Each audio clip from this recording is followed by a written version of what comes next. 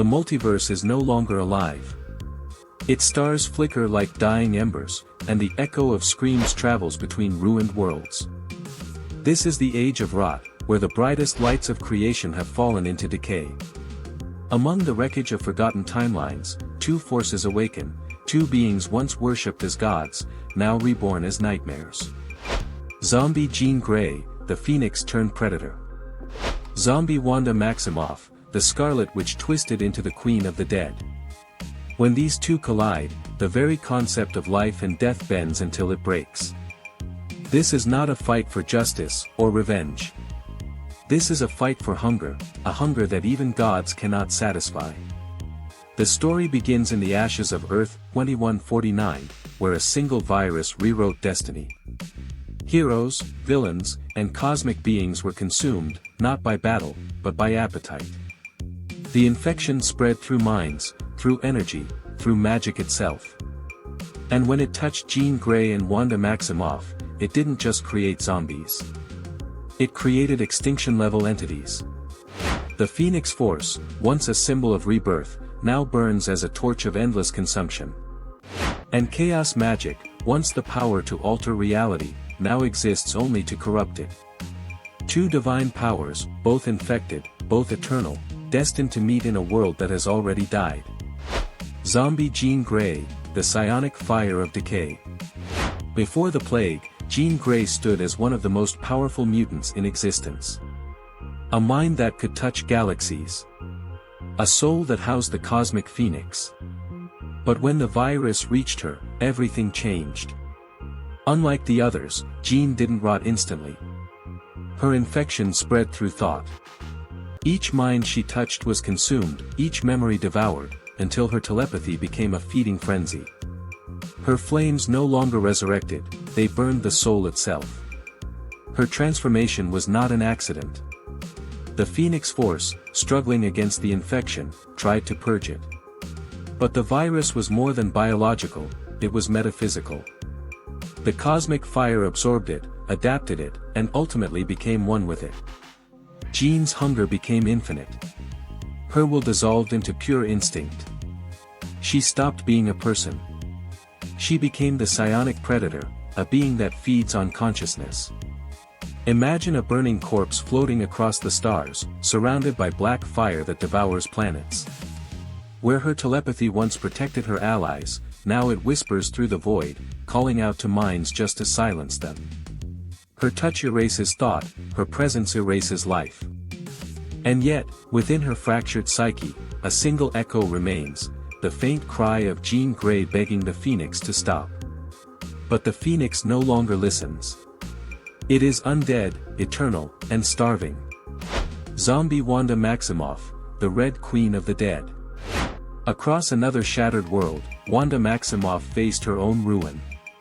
Her story begins not with rage, but with love. Vision, desperate to save her from decay, kept her hidden, feeding her scraps of humanity, piece by piece, to delay her fall. But when his logic broke, her hunger won. And the Scarlet Witch was gone, replaced by the Red Queen. The quantum virus didn't infect her magic. It merged with it. Her hex power, the raw chaos that once rewrote reality, now pulses with necrotic energy. When she casts, existence itself screams. She doesn't summon, she reshapes. She doesn't kill, she transforms. Even the Asgardians, immune to mortal infection, fell when she deceived them, turning divine feasts into curses that spread the plague through gods themselves. She speaks in whispers that twist the mind, illusions that trap the soul, and her aura alone is enough to corrupt the air. Reality folds in her presence, decaying like old film burned by light. Her chaos energy isn't alive anymore, it's instinctive, reactive, and filled with hunger. She has no allies, only puppets made of corpses, dancing under her hex. The Scarlet Witch no longer controls her power. Her power controls her. And in this new world, she rules over the undead like a goddess who has forgotten what mercy means. Collision of the cosmic dead. It begins with silence. A city long abandoned, skyscrapers melting, oceans turn to blood, and the air heavy with psionic ash. The ground trembles as two energies collide from beyond the horizon. Jean descends like a meteor, her flames no longer orange but pitch black. The heat from her landing reduces entire districts to bone dust. Her mind scans the area, searching for consciousness, for prey. And then, she feels her. Wanda emerges from the crimson fog, floating effortlessly above the ruins, her body half decayed but her magic pulsing in rhythmic waves. Her eyes glow red, but beneath them, faint cracks of black chaos spread like lightning through glass. The two undead queens face each other, not as enemies, but as forces of nature. Jean's voice echoes telepathically across the battlefield. Your magic burns in frequencies that should not exist. Wanda replies, her tone hollow, yet powerful. And your mind still clings to life. Let me fix that. The world reacts before they move. Mountains split. Skies ignite. Oceans turn to vapor. Jean attacks first, unleashing a psionic wave that wipes out all sound, thought, and energy within miles. But Wanda's hex meets it head-on, warping reality itself to reflect the attack back in twisted forms. Every second becomes chaos. Jean bends space with her mind, Wanda unravels it with her magic.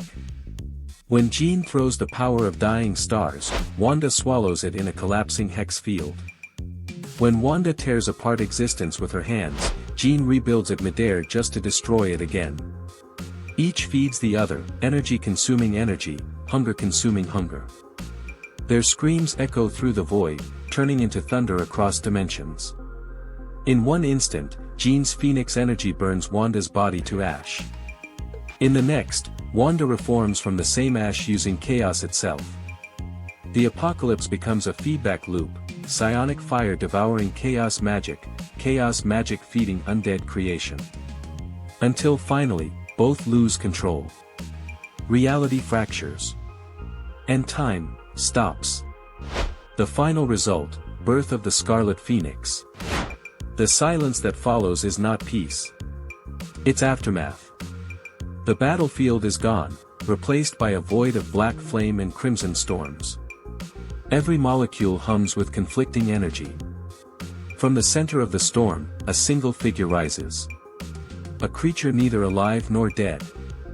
Neither mutant nor witch.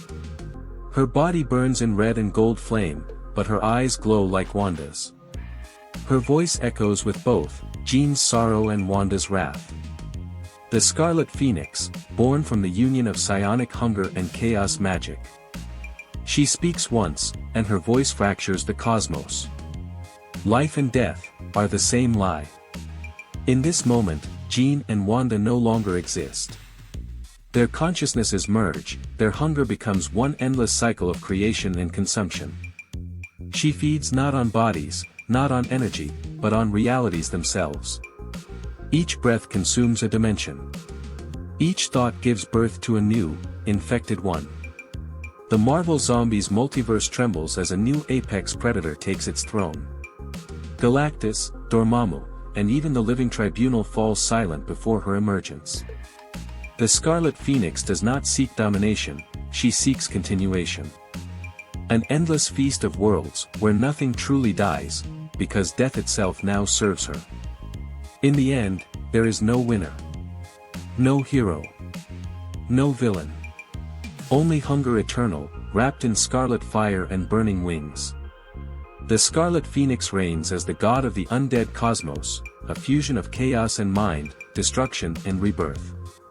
A reminder that even gods, when infected, will never stop consuming. And when the Phoenix and the Witch become one, the multiverse itself becomes their meal.